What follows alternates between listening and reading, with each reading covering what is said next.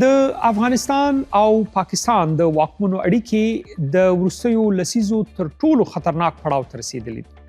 دواړه لوري له 2024 کال راهیسې په هغه پوځي کړکېچ کې ښکېل دي چې پاکستان یې پرانیستی جنګ بولي او طالبان یې ځوابي عملیات ګڼي.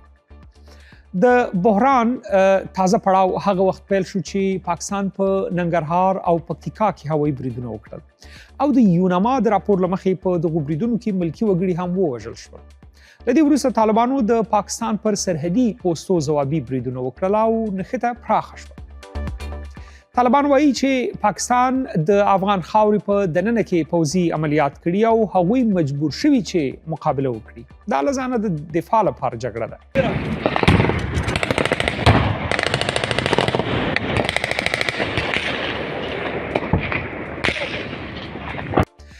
جګړې دا مهال تبلیغاتي بڼه اخیستې ده. د دواړو خواو د تلفاتو کره، مستقلې او په خپلو سترګو لیدل شوي شمیرې لا هم د باور وړ نړیوالو سرچینو له لوري نه دي تایید شوي. طالب چارواکي ادعا کوي چې تر اوسه یې له 100 ډیر پاکستاني پوځیان وژلي او شاوخوا 15 پوستې یې نیولي دي. په مقابل کې پاکستاني اړخ د 415 طالبانو د وژل کېدو او 11 پوستو د نیول کېدو دعوه کړې ده. خو د دې ادعاو خپلواک تثبیت له ژورنالیستیکي او نړیوالو معیارونو سره ممکن نه دی. طالبانو د لږ تر لږه 52 ملکي افغانانو د وژل کېدو راپور هم ورکړی دی. هغه تلفات چې د ملي او نړیوالې اندېښنې لامل شوي دي. خو تر ټولو مهم اړخ د پاکستان له لوري د طالبانو د پوځي وسایطو د ویجاړۍ خبر دی چې بار بار ورته تبلیغ کیږي. دا خبر هغه روایت ته تحقق ورکوي چې ویل کېږي پاکستان غواړي په افغانستان کې له امریکا پاتې شوې وسلې ویجاړې کړي.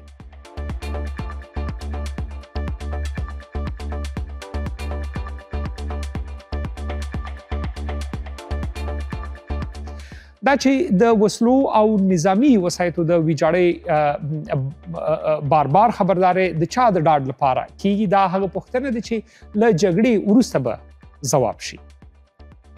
د شنونکو په باور چې د روانې جګړې یوه موخه هم په افغانستان کې د امریکا د پاتې شویو وسلو ویجاړول دي.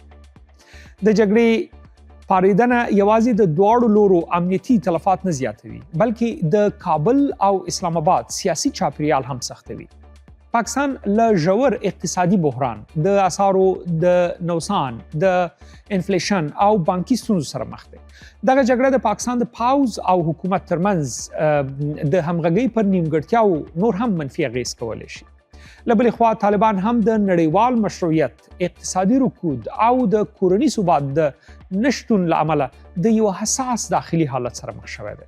داسې حالت چې د سخت دریز سیاست احتمال پکې لوړ وي.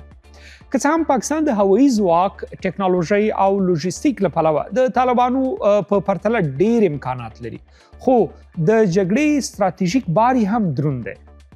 پاکستان د اقتصادي بحران په سخت پړاو کې ولاړ دی. د اوږدمهاله جګړې هر بمبار د تیلو، مهماتو، الوتکو او عملیاتو د ساتنې له اړخه پراخ لګښت لري چې پاکستان یې اوس وس نه لري. د یوې جګړې دوام چې پای نه تر سترګو کېږي د پاکستان اقتصاد لا ګړنګ ته ورکش کولی شي. ټي ټي پي او ورته سخت دریزې وسلوالې ډلې د همدې جګړې په فضا کې د روایت او بسیج فرصت ترلاسه کوي چې پاکستان ته د کورني امنیت له نظره جدي ګواښ دی.